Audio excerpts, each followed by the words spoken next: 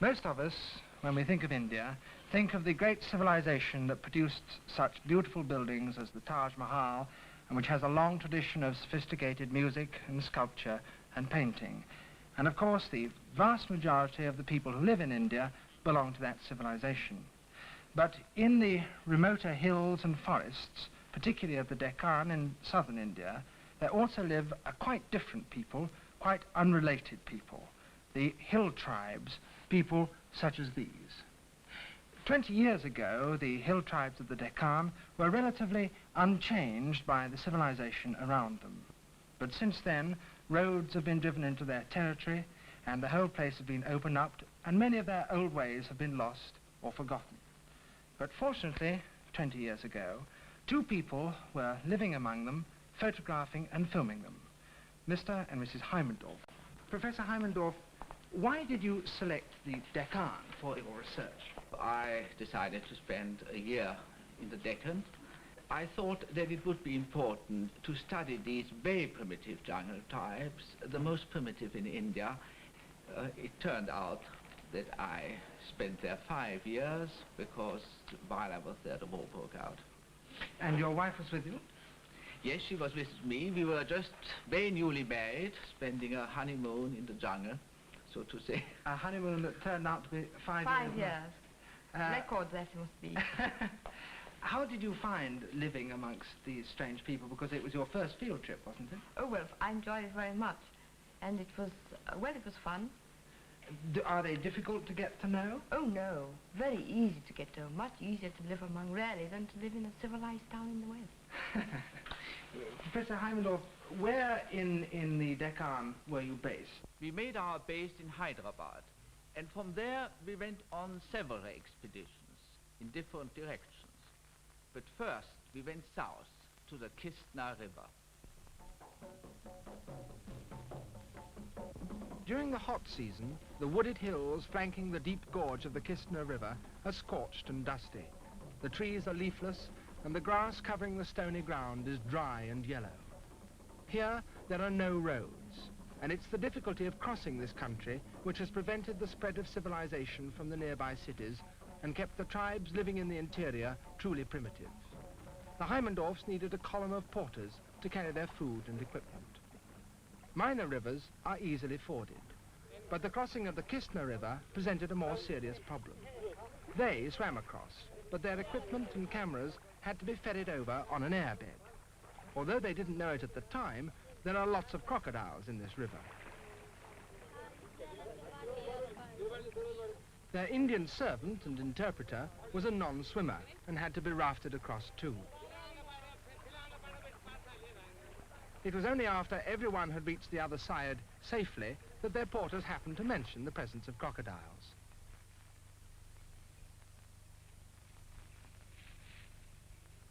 After several days searching in the parched forests, the expedition found at last a group of Chenchu people. The Haimendorfs wanted particularly to study this tribe, and it had not been easy to contact them, for they're nomads continually on the move. They're also among the most primitive of India's aboriginal people, and live today as prehistoric man must have lived 10,000 years ago. In physical type, they seem to be quite unrelated to the three main racial groups in the world: European, Negroid, and Mongoloid. To some extent, they resemble the Aborigines of Australia, but they're most certainly entirely distinct from the advanced and civilized populations of India. Their dwellings are merely flimsy structures made of branches, leaves, and grass, and they lead a truly hand-to-mouth existence, eating the food as they gather it in the forest, and never accumulating any store to last them through a lean period. Digging in the forest for wild edible roots and tubers is the principal occupation of all Chenchus. When wild fruits are in season, men and boys climb the trees and perch in the branches, eating their fill like monkeys.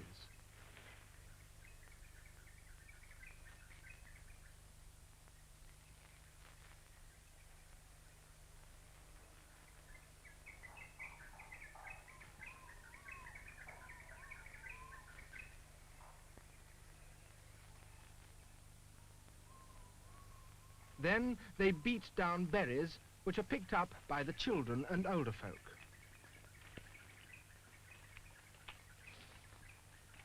For several months, the Haimendorfs lived with the Chenchus, but they found it difficult to gather information from them, since the people had to spend most of their day in the forest, collecting food, if they were not to starve. Only by providing daily rations of grain, which had been brought on the backs of porters from the plains, was it possible to persuade some of the men to stay in one place for a few days. But by making these gifts, the anthropologists were able to learn a great deal about the life and tribal customs of these hitherto little-known people. For 3 weeks every year, when certain fruits are in the forest are ripe, the Chenchus have abundant food and drink, and then they dance. Drums are dried and tuned over a fire, and homemade liquor is handed round. Each dancer moves more or less independently of the rest.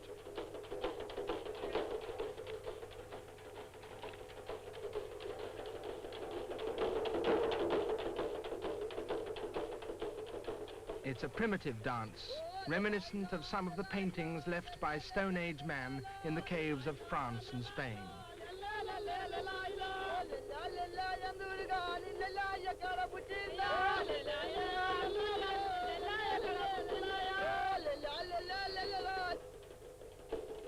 The Chenchus are keen hunters, and the most lively dance is one with bow and arrow.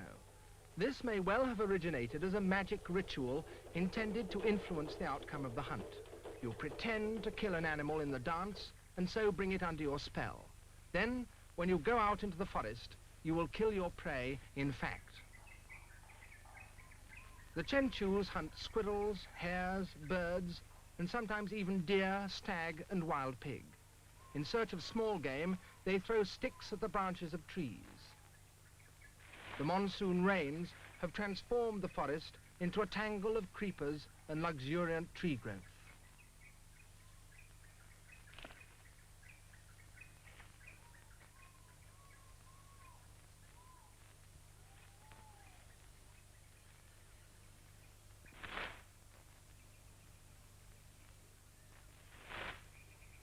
The Chenchu's bow is their only weapon. It's made of bamboo, and their arrows are tipped with iron, which the Chenchus barter from the people of the nearby plains.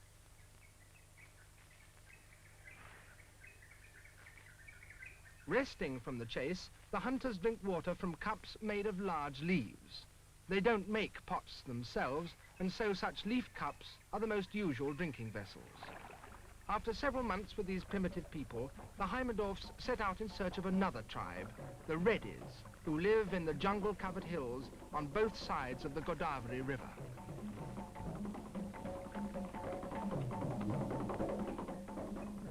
Most Reddy settlements lie in the depths of the forest and can be approached only by narrow footpaths. This is the village which the Haimendorfs decided finally was the one in which to settle in order to make their studies of the people.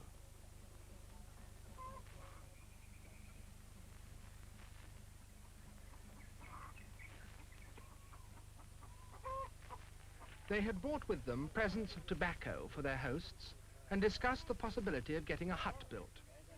The study of the Reddy tribe was to take them nearly a year, and so they had to establish themselves as regular residents of a Reddy village. The Reddys are more advanced than the Chenchus, both in their way of life and in physical type.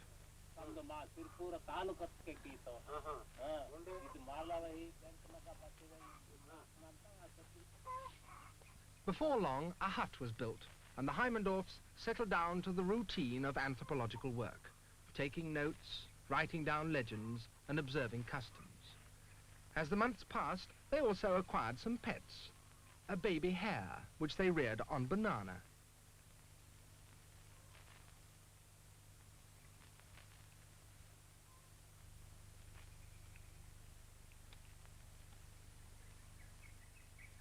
Their domestic cat later adopted the hare and kept it with her own litter of kittens. Reddy children have to be independent very early on. These boys were preparing a feast of roast rats, grilling them on bamboo spits till they were brown and crisp.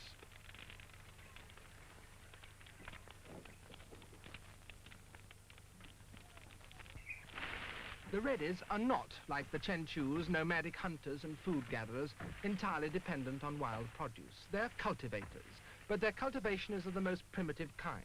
Every year they fell and burn a patch in the forest, and then the men drop grains of millets into holes made with long dibbling sticks.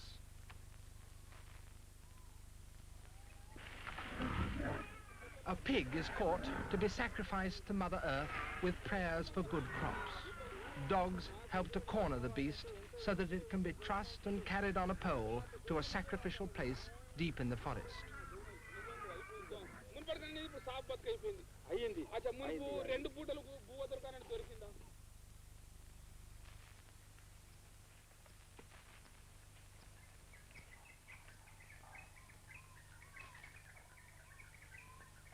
The prayers of the farmers have been answered.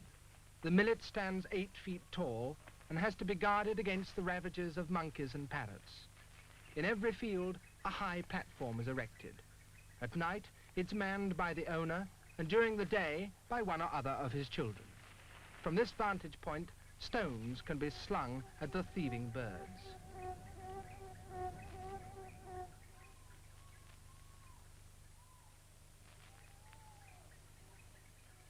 Sometimes a bamboo clapper, manipulated by a long cane rope, is used to scare off larger marauders such as deer and wild pig. After the harvest, the Reddies have the leisure for festivals and celebrations. This boat is bringing a bridal party from a village on the opposite bank of the Godavari. Normally, the wedding takes place in the groom's village, and friends and relations are invited from near and far.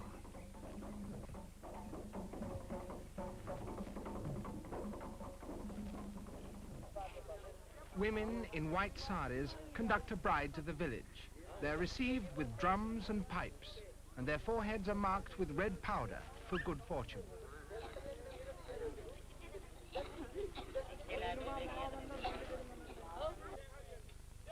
This is to be a double wedding, and 2 bridegrooms are led to the marriage booth under an improvised canopy.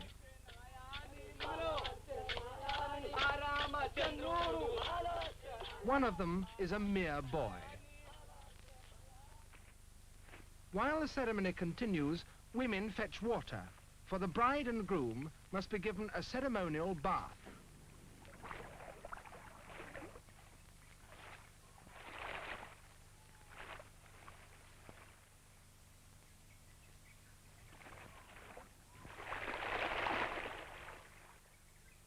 Meanwhile, the boiled millet and the goat curry for the wedding feast stew in large cooking pots. This couple have probably seen each other only once or twice before. Their elders have arranged the marriage. The plates for the wedding feast are made from large leaves. The bride and groom have to undergo 3 ceremonial baths.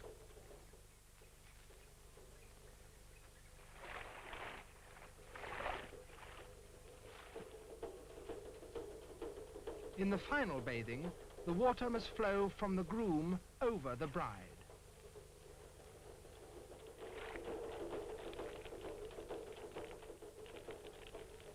Next, the pair are anointed with sweet-smelling oil.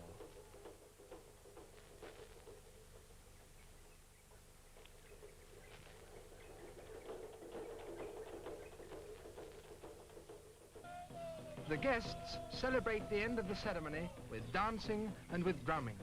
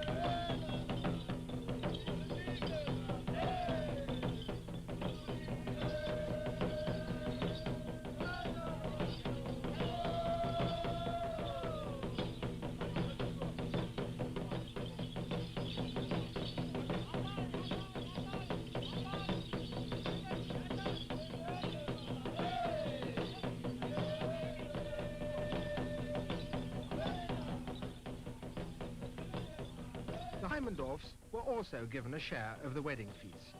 After a year with these people, their time was coming to an end, and soon they had to leave. The next season, they undertook a third trip, this time using not porters to carry their goods, but carts drawn by buffaloes and bullocks. Their first objective was the Koya tribe, and in particular, they hoped to witness the strange bison dance, which only the Koyas performed.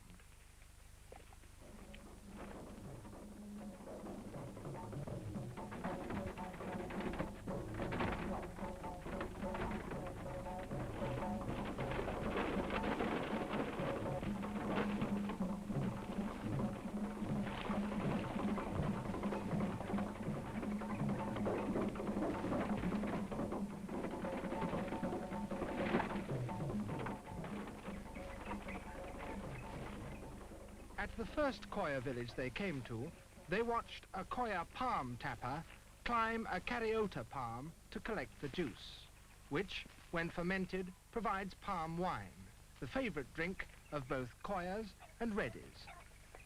It's very rich in vitamin C, but that, of course, isn't why they drink it.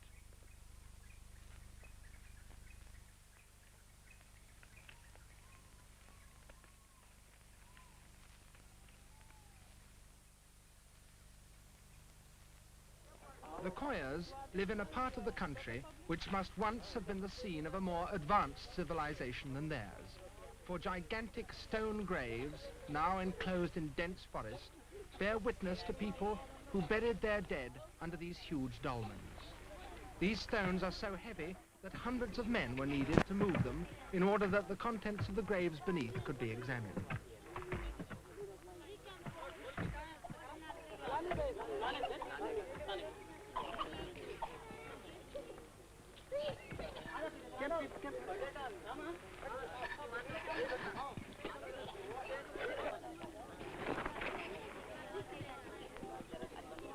Even now, it is not known exactly who the builders of these ancient monuments were, but metal implements found in the coffins suggest that they lived in the early Indian Iron Age some 2,500 years ago. To their great disappointment, the Haimendorfs learned that they had arrived at the wrong time for the bison dance. But they could stay no longer, for they had to move on to visit the fourth of the tribes which they had listed specially for study, the Bondo. The Bondos live in the mountains, and they differ from their neighbors above all in the appearance of their women, who shave their heads, and who wear loads of heavy ornaments, but only diminutive skirts.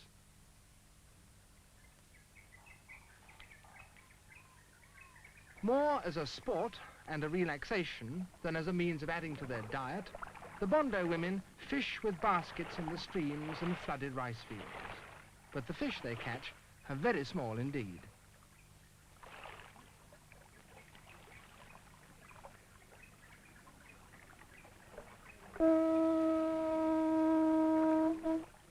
Each spring, men set out on a ritual hunt, carrying bows and arrows. It's necessary that at least one animal shall be caught and killed on this day to ensure good hunting in the coming year. Next, a ceremony is performed to protect the village from the demons of disease. First, the man purifies himself with water. Fire is produced to light the incense. And the priest asks the blessings of the good spirits. He and his assistants lead a sacrificial white goat round an assembly of women and children. The evil spirits are to be bought off with the life of this goat.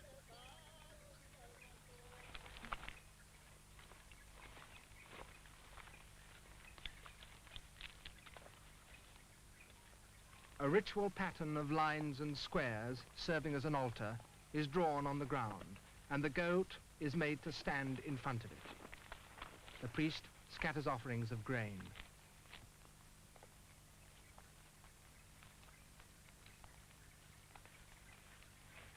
The carcass is carried away.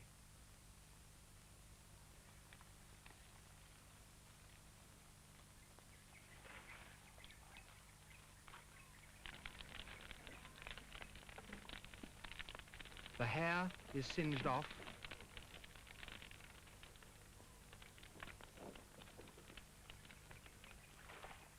The skin is cleaned with water, and then the flesh is cooked for the sacrificial meal of which the whole village partakes. On the edge of the Bondo country flows the Machkund River. Its swirling waters leap in one great fall into a deep gorge.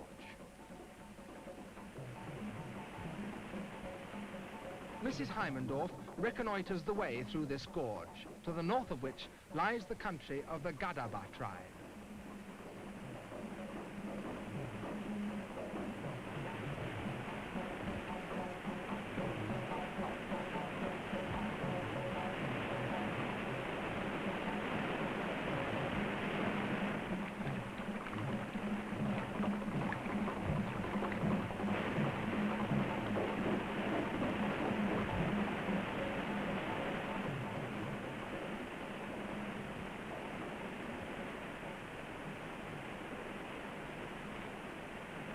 The crossing turned out to be much easier than at first seemed likely.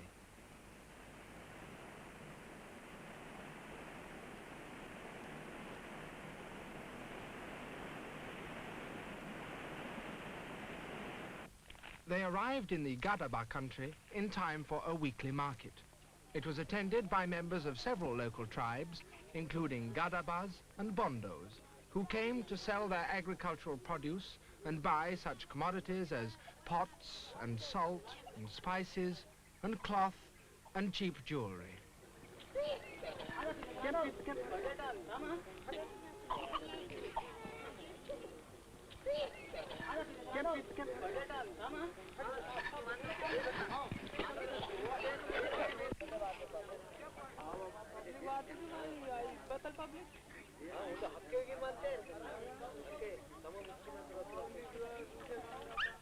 Heavily laden with purchases, the tribesmen leave for their own villages.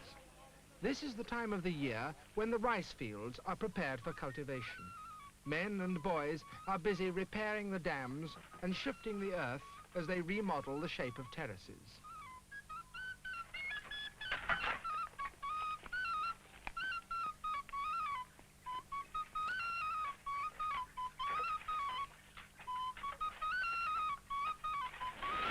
Water is channeled into fields through long ducts, and when the soil is soft and slushy, then the Gadabas begin the work of ploughing.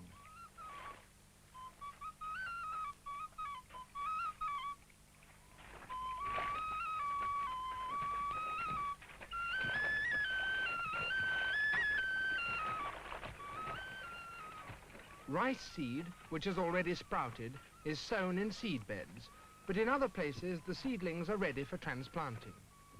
It is woman's work to pull up the young plants and tie them into bundles.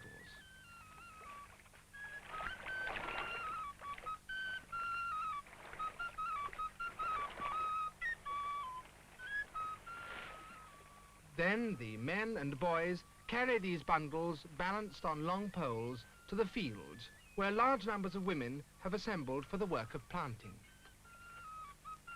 An owner must feed all those who engage in work on his fields, and great quantities of rice have been prepared for this outdoor meal. There's a leaf bowl for each worker.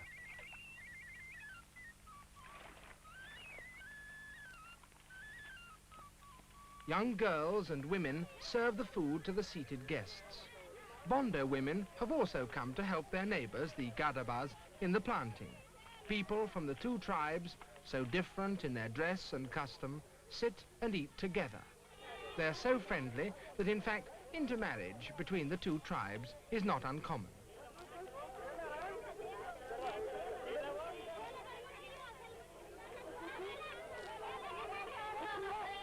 Late in the afternoon, the young people of both sexes gather for an evening's entertainment.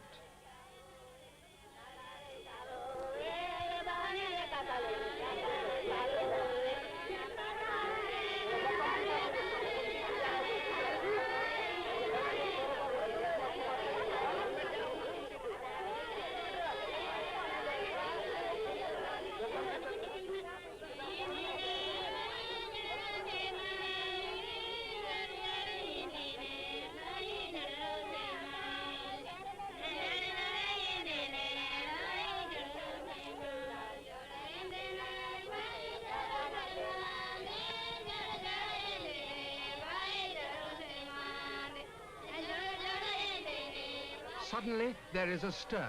The line of dancing girls is broken, and one swaying figure separates herself from the rest of the company. A goddess has taken possession of her spirit.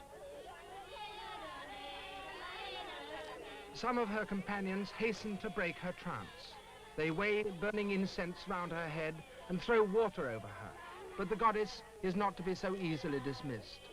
The girl possessed violently resists. The goddess chooses her own time to depart.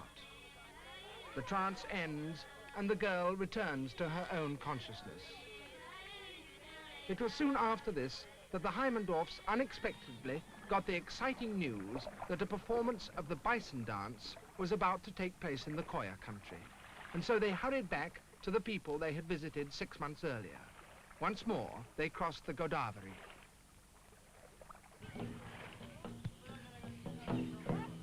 It is not so long since the Koyas hunted wild bison with bows and arrows. And although the animals have now become rare, headdresses bearing a pair of bison horns are still in the possession of individual families. Dancers wearing such headdresses imitate the movements of fighting bison bulls and beat out the rhythm on their great cylindrical drums.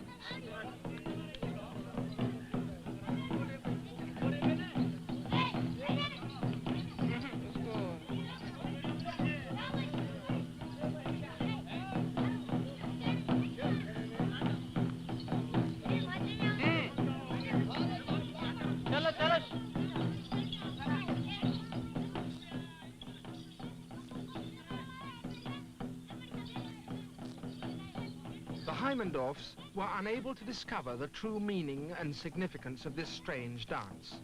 The dancers themselves were unable to explain it, and said only that they danced in this way simply because their ancestors had done so before them. Judging from similar dances performed by other primitive people, it seems likely that this ritual was designed to increase the fertility of the bison, on whose flesh the Koyas were once dependent for food. But if this was so, the Koya tribe had forgotten it. Today, 20 years after this film was taken, the Koyas no longer perform even the dance itself, for civilization has penetrated deep into their country and radically altered their way of life. Indeed, it's likely that this film is the only surviving visual record of this strange ritual of a tribe that was once among the most primitive in all India.